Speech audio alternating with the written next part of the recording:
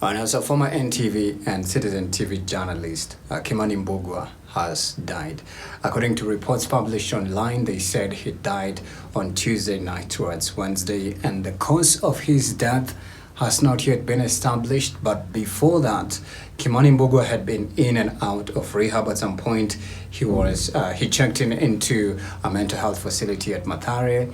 Those calls for help, because there's times when he went onto social media and just he looked disheveled and the things he was saying were incomprehensible. But I want us to listen to a bite where he admits that he had mood disorder, substance abuse issue, and bipolar when he was hosted on the Obina show. Let's check it out.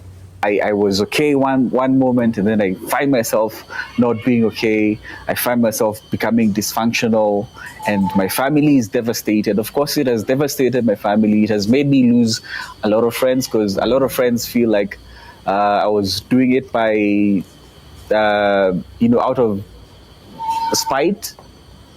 But what I've come to understand, and what the doctors made me understand there, is that it's an illness. And like addiction is an illness. Substance use disorder is an illness. Media personalities is that there's usually lack of, let's say, mentorship and people to hold your hand. It's something that I've been through it myself, as when I was starting in radio, before I branched into the mainstream space. The mainstream industry is extremely cutthroat. Nobody cares. People will step on you, use you, abuse you, dump you, and blame you. You'll be underpaid, you'll be undervalued, and at the end of the day, you'll be the one to blame. So if you don't have a very strong family support system that you fall back onto whenever you need support, whether emotional, mental, spiritual, and financial support, it can really end badly for you. And Kimani Mbugua is a representation and a demonstration and literally a mirror to any young talent or passionate, enthusiastic person who has a dream and a vision to be a journalist in the media industry, especially in the Kenyan media space. Know that there's a lot waiting for you. Good luck. I've been there myself. There are many times I've almost lost it. Lost myself, lost my mind, lost my emotional and mental well-being. There are many times I needed my family to just be there, but there's things that just kept on crisscrossing, and you end up in very extremely dark places that nobody else can pull you out of but God.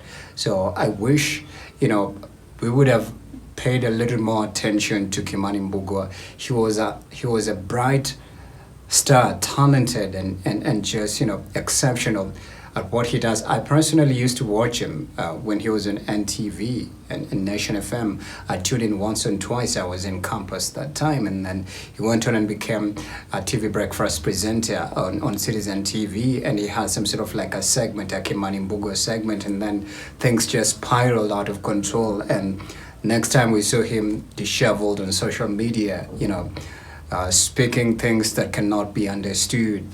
And it was all because he was dealing with things mentally and emotionally. And this year has hit hard for journalists. I remember NTV's Silas Apollo was run over. And allegedly they said he was drunk.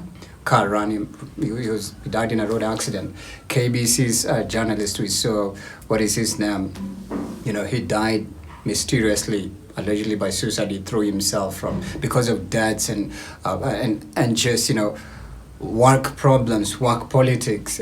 We saw another journalist as well at KTN Standard. He died mysteriously. Addiction, alcoholism, and just seclusion, alienation, and rejection by family.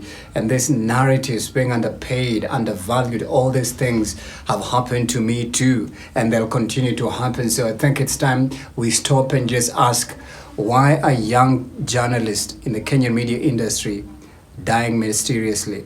And this goes along to anyone who is concerned, or anyone who feels like we need to actually pay attention and find out, because this is not normal.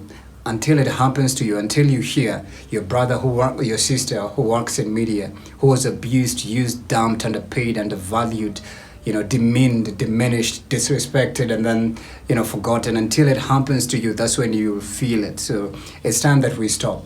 And we condole with the family of Kimani Mbugua, and we trust that these things are not going to happen again to anyone at any time.